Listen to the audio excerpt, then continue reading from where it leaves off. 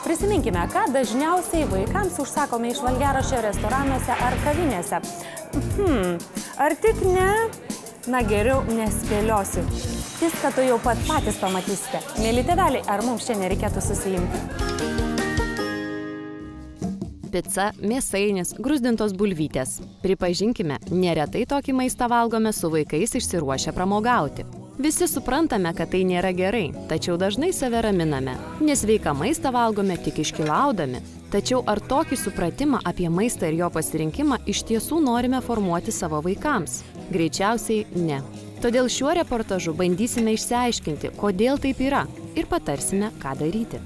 Teko vartyti ne kartą valgiaraštį būtent kavinėse ir valgiaraščius skirtus vaikams, tai kyla klausimas, kodėl tas būtent meniu, tas valgiaraštis yra skirtas vaikui, ar tik todėl, kad mažais gabaliukais supjaustyta, ar kad šypsenėlė nupiešta padažu, tarkim, ar būtent pritaikyta vaikui. Bet manau, kad čia daugiau yra orientuota į tai, kad vaikui įdomiau galbūt paimti, bet maistas yra skirtas suaugusiam ir tai net ne kiekvienam suaugusiam, nes jeigu panagrinėti sudėtį ar gaminimo būdą, tai nėra pats tinkamiausias kasdienai vartoti maistas. Ne vienam kyla klausimas, kodėl maistas vaikų valgiaraštyje yra tas, kurio mažiausiai reiktų vartoti mūsų mažiesiems. Na, dažniausiai restoranai orientuoti į tėvelius, į suaugusius žmonės. Ir šefam, kiek jau žinau iš patirties, gana yra sudėtinga sugalvoti kažkokius tokius patiekalus vaikam, kuriuos valgytų jie. Na, geriausiu atveju, kaip ir sakot, bulvytės free, neretai jos yra pirktos, ne pačių gamintos. Na, dar rasit blynelius, arba ten kažkokį tai kepsnį, dažnai pavadintą baravykų, ant kurio uždėtas pomidoras ir tai yra baltynukas su bulvių koše. Na, dešrelės tikriausiai yra paprasčiau padaryti greitai tiem vaikam tokį maistą ir labai nesukti savo galvos. Taigi, Lietuvoje maisto kultūra yra nepakitusi nuo senų laikų. O gal jos tiesiog nėra? Mažas klientas nevertinamas taip, kaip suaugęs. Restoranams svarbus kuo didesni klientų srautai, todėl vaikai nėra ta auditorija, į kurią orientuotųsi daugelis maitinimo įstaigų.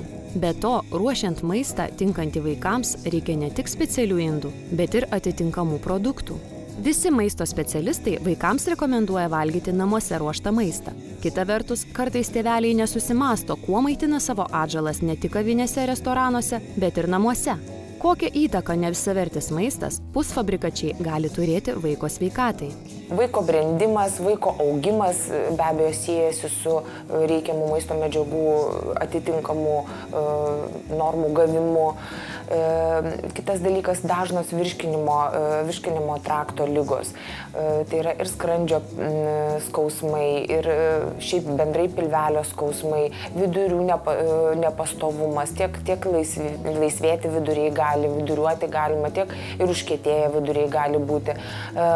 Dažna problema yra rūgštingumo padidėjimas, tai yra rėmens graužimas. Negalime vaikui uždrausti paragauti picos, mėsainio ar bulvyčių. Jei tai vyksta retsykiais, mitybos specialistai linkę nusileisti. Vaikas gali paragauti visko. Svarbu, kad tai netaptų šeimos blogų įpročių, tradicija, kuri gali skaudžiai atsiliepti vaiko sveikatai.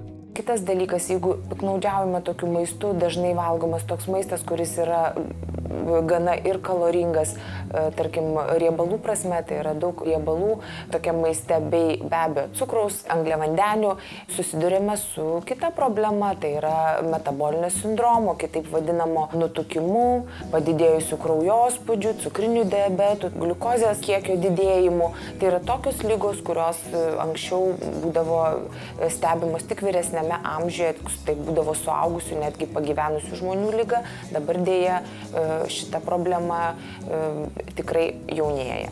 Mus konsultavusi gydytoja dietologė nepatarė visiškai atsisakyti apsilankymų viešose maitinimo įstaigose, juk tai yra visos šeimos pramoga. Tačiau tėvams užsakantiems maistą patarė nebijoti personalo plačiau pasiteirauti apie pageidaujamo patiekalo sudėtį ar gamybą. Manau, kad tėveliai turėtų pirmiausia rasti sveiką maistą, tokį, kurį mėgsta jų vaikai. Na, kaip ir virtinukus, tos pačius lietinius blynelius, makaronus, žinoma, ir mėsytę, sveiką mėsytę, žuvytę. ką mėgsta vaikai, sakykime, dažniausiai vištieną ar kalakutieną, veršieną. Aš manau, pirmiausia, turėtų būti maistas pilnavertis, pradedant nuo geros kokybiškos mėsytės, šviežios žuvies, bulvių košės tikros, nedarytos iš pakelių, šviežiai gamintas, nešildytas, ne vakarykštis, neužšaldytas, kuo šviežesnis maistas. Jei norime, kad vaikas paragautų sriubos, geriau rinktis tokią, kuri ruošiama ne iš šaldytų ar konservuotų, o iš sezoninių daržovių. Jei tai sultinys, visuomet galime paklausti personalo, ar jis virtas natūraliai ar ne. Tuomet bus lengviau apsispręsti. Dėl prieskonių manyčiau, kad vaiko meniu turėtų būti kuo mažiau jų. Nuo metukų vaikas ar 3 metukų geriausias prieskonis vaiko maistui tai būtų pipiriukai, druskytė, natūralios žolelės džiovintos arba netgi šviežios.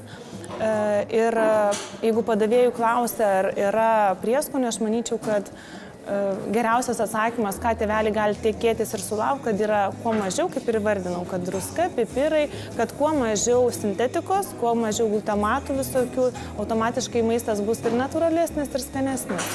Apie gėrimus laidoje esame kalbėję ne kartą. Vaikams labiausiai tinka vanduo. Toliau gali būti natūralios sultis, pienas, pieno kokteiliai, kefyras, kompotas iš šviežių uogų. Sultis patiems mažiausiams reikėtų duoti lygiomis dalimis skiestas su vandeniu. Na, apie gazuotų energinių gėrimų vartojimą, pasak dietologų, galima šnekėti tik sulaukus 18 metų.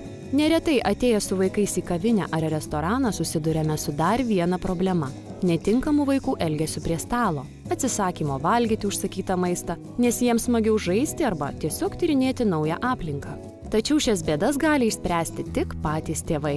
Pirmiausia, vaiką nuo mažų dienų kultūros prie stalo mokydami savo namuose. Tuomet nereikės raudonuoti prieš kitus lankytojus ir aptarnaujantį personalą. Turėtų formuotis požiūris į maisto kultūrą, kad suvokimas, kas yra sveikas maistas, kas yra geras maistas ir kad nuo mažens tą reikėtų diegti vaikučiui, kad jam tiesiog būtų ir lengviau, ir sveikiau, ir jisai suvoktų ateityje, kas yra geras maistas ir galėtų pats jau pasirinkti.